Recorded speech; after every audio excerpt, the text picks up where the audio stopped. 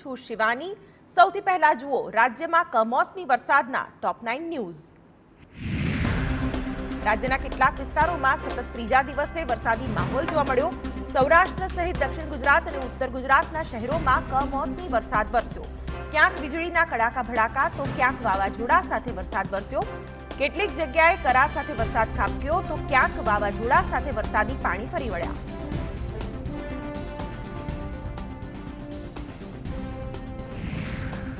મોરબીમાં ગાજવીજ સાથે ધોધમાર વરસાદ ખાબક્યો। ટંકારામાં 2 કલાકમાં 1.5 ઇંચ વરસાદ ખાબક્યો તો મોરબીમાં 1/2 ઇંચ વરસાદ પડ્યો। વરસાદને પગલે કાળઝાળ ગરમીમાં શેકાતા નાગરિકોને રાહત મળી।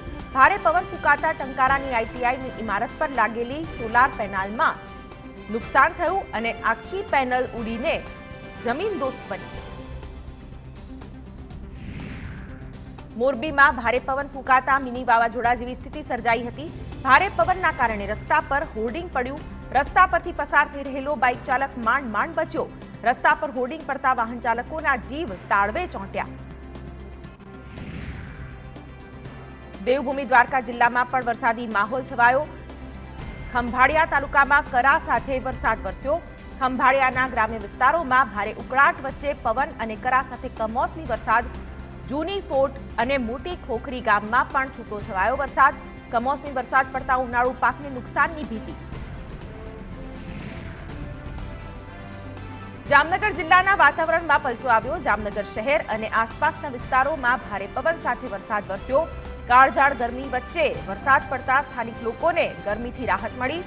જોકે કમોસમી વરસાદના પગલે કેરી, તલ, અડદ અને મગના પાકને નુકસાન થવાની ભીતિ। અમરેલી જિલ્લામાં પણ વરસાદ વરસી રહ્યો છે। ખાંભા સહિતના વિસ્તારોમાં ધોધમાર વરસાદ પડ્યો। ખાંભા શહેર અને આસપાસના ગામડાઓમાં વરસાદના પગલે રસ્તા પર પાણી ફરી વળ્યા। કેટલીક જગ્યાએ શેડ પરથી પતરા ઉડી ગયા તો ક્યાંક ઘર પરથી નળિયા ઉડી જતા લોકોને હાલાકી। કમોસમી વરસાદના કારણે ખેડૂતોના ઉનાળુ પાકને નુકસાનની ભીતિ। બનાસકાંઠા પંથકમાં સતત ત્રીજા દિવસે મેઘરાજા બેટિંગ કરતા જોવા મળ્યા। સતત 2 દિવસ દાંતાના વિવિધ વિસ્તારોમાં ઘમરોળ્યા બાદ આજે પણ ધીમી ધારે વરસાદ વરસ્યો। દાંતામાં ક્યાંક વીજળીના કડાકા સાથે તો ક્યાંક ધીમી ધારે સતત ત્રીજા દિવસે પણ વરસાદ। જોકે ભર ઉનાળે વરસાદ વરસતા ઉનાળુ પાક પર સંકટ સર્જાયું। આ વરસાદે ખેડૂતોની ચિંતામાં વધારો કર્યો। તો આ તરફ ડાંગ જિલ્લામાં સતત 5મા દિવસે વરસાદી વાયરો જોવા મળ્યો। ડાંગના મુખ્ય મથક આહવા સહિત શામગહાન વિસ્તારમાં ધોધમાર વરસાદ વરસ્યો। અચાનક વરસાદને પગલે જનજીવન પ્રભાવિત થયું। જોકે આ વરસાદને પગલે નાગરિકોને ગરમી સામે ઠંડક મળી, જ્યારે વરસાદી માહોલે ખેડૂતોની ચિંતા વધારી।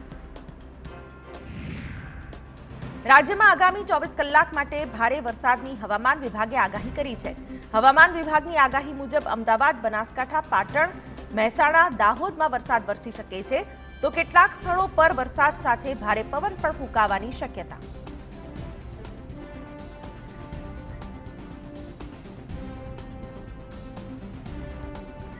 હવે